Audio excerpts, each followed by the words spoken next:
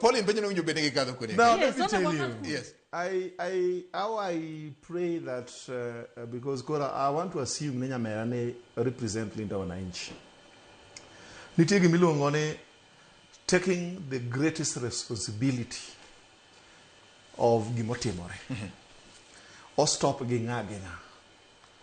Mondo me wangi gini muaket sembinya imwapin ginyamin. Mondo wangi richo wuok kanya. Yes.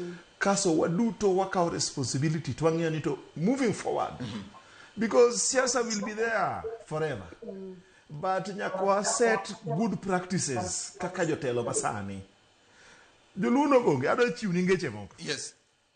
Ngato na wacho ni jowi mager emichuogo piene kuot. Ngato be nowacho ni nyang omiya miya nyang pok nuwuok e pi modhi omako rombo ngato e dala. Nyang ok bi wuok e nam mabi mak rombo ni dhodi. Ikawo mana rombo ni isego itero ne nyang. Joluo be nowacho ni ngato maluor dak aminga. To kendo adwa wacho ni nyamera ni it is evident mantie kata kavis mag TV kata social media ka Caroli Omondi mbunge ma Suba South wacho ni josindo koro wasetieko koro we wadhi uru Homabay mondo odho arad gi odho arakre kod jogo. Ang'o mano timo no whip emotions or charge jopiny against jopiny mondo ji otim ang'o ji odhi onegre. Intention and motive ne en ang'o magi makok wanyalo accept mwa interrogate mwa condemn jointly across the political divide. Bedi gima kama wadhi bedo ka waonge solution.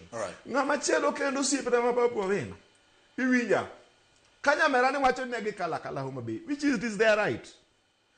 Joma kalo timo ang'o e wi mgari malo to kendo wacho ni we uringo jogo joma tin un chuo te warakre araka uruko kodigi. You understand? Ang'o momiyo richo ma konchiel wang'iyo molo richo machielo. An kaka mano yudo kose dini yore ma Homabay koso ne poko dini yore ma Homabay kendo boy. Yore no chak din. No din nango. Yore no chak din. And let me tell you. Yes. What makes you think ni jomo dino yore nyalo bet ni moko gino siko rengo mo kata siaya? What makes you think ni jomo dino yore ok nyalo bedo josik Babu Owino Nairobi? What makes you think ni jomo dino yore nyalo bedo josik wanga mowuok Homabay? Mano nyiso ni josiasa nyalo tiyo gi jogi giwegi. Anybody nyalo kawo nyaki tim gimiluongo ni assessing risks. Sami jasiasa nyaki bed ni in gi ng'at man gi mich mar assess risk. Police opuonji. I am very happy not recognize any police strength neni malo. Mana kako mambo wacho. Ratio ma police mar United Nations wacho ni police achiel onego rit ji 450. Okay. Ratio ma police ma Kenya ka against our population, police achiel rito dhano 1,700. Meaning ni police at any given time, police onge enough police strength manyalo contain excessive riots. Katiba wacho nango on picketing and demonstration. Can they demonstrate according to them loch marach? Katiba wacho ni onegi itime peaceably. Iwinya to konego beni bedo armed gi any weapon. The moment min wuon idhi timo picketing in Homabay, tin wuon in gi goons, iwinya kati di mana kwedo loch marach mi paro ma bed ma William Ruto bed mar Gladys Wanga. Tin wuon ise andamana gi goons mosemaki from Sapaga Chilu Kinyi mutingo le gi beti gi lode e geche. Are you getting me?